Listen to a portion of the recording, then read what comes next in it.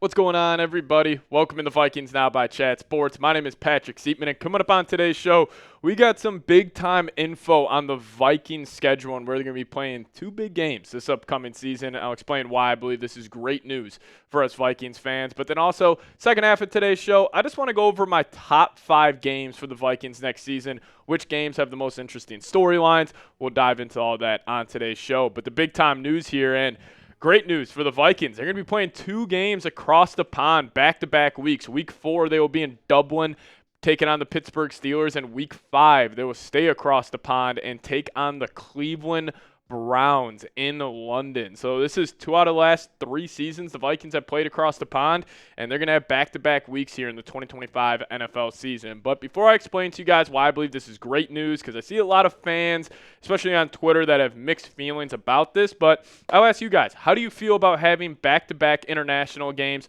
Please share your thoughts with me down below in the comments section. I just kind of want to get a pulse of the fan base here a little bit, because some people are pissed about it, some people are really happy about it, and we actually have nice little comment from Jonathan Grenard that we'll share with you guys here in a second. But I do think this is great news for the Vikings. And, the biggest reason why I believe that is because, you had 2 road games that are going to turn into neutral site games. Or honestly, if you look at how the Vikings fans have showed up in the past couple of years when they have played in London, it has been a de facto home game for the Minnesota Vikings. And, I'm not saying like going to Pittsburgh, going to Cleveland are like, the same thing as like going to, Seattle or going to Detroit for the Minnesota Vikings. But now if you start looking at their AFC North matchups here, the 2 best teams in this division, Bengals, Ravens, get them at home. And then you have the 2 bottom feeders of the AFC North, the Steelers and the Browns. Well, you get them in a neutral site game. So I just think having that advantage where now the Vikings have 2 neutral site games, 7 road games, and 8 home games is a huge, huge advantage for this ball club.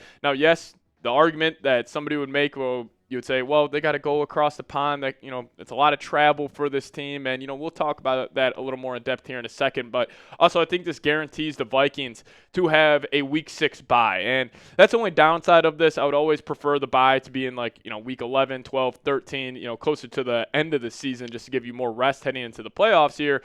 But apparently, Kevin O'Connell held a conference call with UK media, and KOC said, "Our hope is to take the bye in Week 6, and we will totally commit to the travel place we've had in place."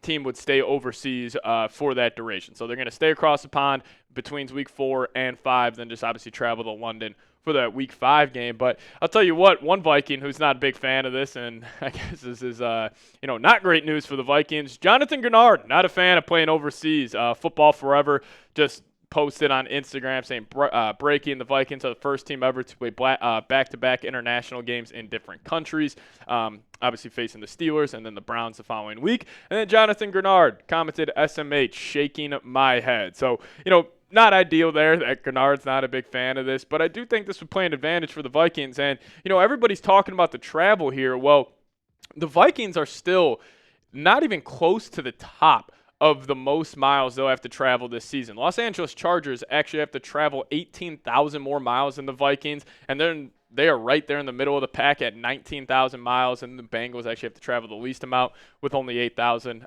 Obviously, this has a lot to do with where your team is located. If you're in the middle of the country, it's just easier to travel coast to coast here. Where obviously the Chargers and the Rams, they got to travel all the way across the country to play their East Coast games. But still, Vikings only 19,000 miles.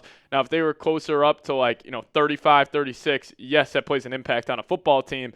But I still think with them, also what an advantage the Vikings will have with playing the Browns that second week over there, where the Browns are going to have to deal with all that, jet lag and everything, where the Vikings would already be across the pond, probably be heavy favorites in that game as well. But also Alec Lewis wrote up an article talking about these international games, saying this: "It starts with experience. Minnesota played in London twice over the last 3 seasons. The Vikings won both games. They beat New Orleans in 2022 when the Saints doinked a 61-yard field goal on the final play. Last year, the Vikings navigated a drizzled slop against the New York Jets." What a quote right there from Alec Lewis. "And cornerback Stephon Gilmore secured the game-sealing interception off of Aaron Rodgers. Minnesota's players enjoyed both trips. The Vikings embraced the chance to expand the brand further in Europe." And then he carried on to say, "In fact, the Vikings public relations staff even hosted London media members in Minnesota in the months before the Vikings played in Tottenham Hotspur Stadium. Dublin presents a different set of circumstances, but the Vikings will likely view the matchup as an opportunity to expand their reach. And so my final take on the Vikings playing back-to-back international games. I understand the travel, the jet lag that these players will experience, but I do really believe it is a massive advantage to have those two road games against the Steelers and the Browns be neutral site games. And with how well Vikings fans travel, I think those are going to be de facto home games for the Vikings. And at the end of the day, the NFL is a business, and this is good for the Vikings business. Like, I'm sure the Wilfs are thrilled to just expand their reach to an international audience. You know, obviously you have a marquee player like Justin Jefferson. You hopefully have another marquee player in J.J. McCarthy just to get the brand out there. So at the end of the day, I think this is good for the Vikings business and also good for them avoiding two tough road games in Cleveland and Pittsburgh. But also former Vikings beat reporter here, Chris Thomason. Haven't talked about Thomason here in a while. He tweeted this out saying, with all due respect to the Vikings, seems like the quite unfair advantage in the NFC North that they in 2025 will play 8 home games, 7 road games, and 2 neutral site games, while the other 3 division teams will play 8 home games and 9 road games, which I agree. I mean, not having to go play in 9 other teams, places is a huge advantage for the Vikings. When the Lions, Packers, and Bears, they're going to have to all deal with that. But I'll tell you what, one thing that would be pretty damn cool is what if J.J. McCarthy becomes the first quarterback ever to win a game in 3 different countries in the same season? I did not fact check this. I would just have to believe that this is the first time ever that a quarterback will obviously win 3 games in 3 different countries, so I think that would be pretty cool. But I think overall, I think the Vikings will sweep both the Browns and the Steelers. I think they're significantly better rosters, significantly better coaching staffs than both of these teams. And, you know, I love the fact that it could be an Aaron Rodgers storyline against the Vikings. You got Kevin Stefanski playing his former team. Like, these would be very, very fun games for us Vikings fans. Well, I ask you guys this. Will the Vikings sweep the Browns and the Steelers? Give me Y for yes or give me an N for no. You guys let me know your thoughts down below in the comment section. I'll be typing my Ys. I think this would be a 2-0 sweep for the Vikes across the pond. But if you guys could, let me know your thoughts down below in the comments section.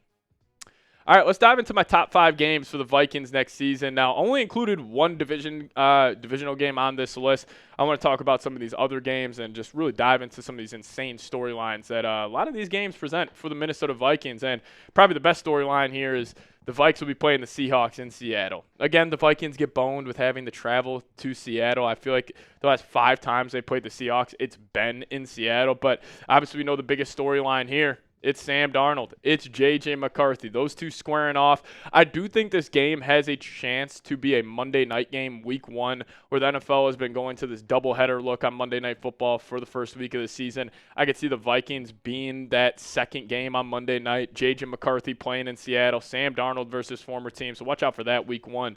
But another primetime game for the Vikings.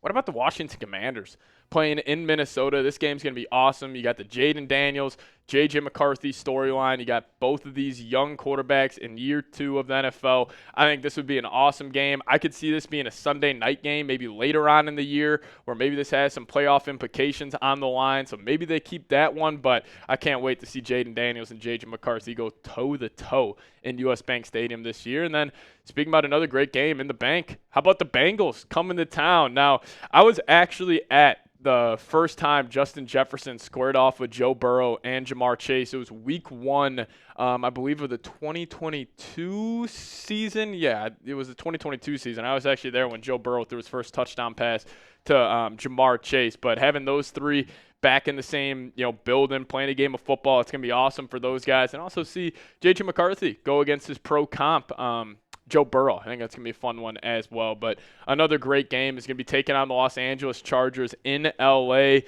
And we know the biggest storyline with this game, J.J. McCarthy versus former head coach Jim Harbaugh. McCarthy's going to be fired up about this. Harbaugh is going to be fired up. And you can already see the sit-down interviews that are going to come out of, Harbaugh hyping up McCarthy, McCarthy hyping up Harbaugh. I can't wait to just get the quotes where it's like, oh, J.J. McCarthy thinks Harbaugh is the second best ever coach he's ever played for, where Harbaugh is probably going to say the same thing about JJ. Oh, he's the second best quarterback I ever coached, showing love to, their current head coach and their current quarterback on each squad. But, hey, if you guys do want to get a JJ McCarthy jersey today, hit that link, chatsports.com/Vikings jersey. Pick up those number 9 jerseys today. Got that link for you guys in the comments section and description of today's show. So if you guys want to rock out with those number 9 uniforms this year at US Bank Stadium, hit that link, chatsports.com/Vikings jersey.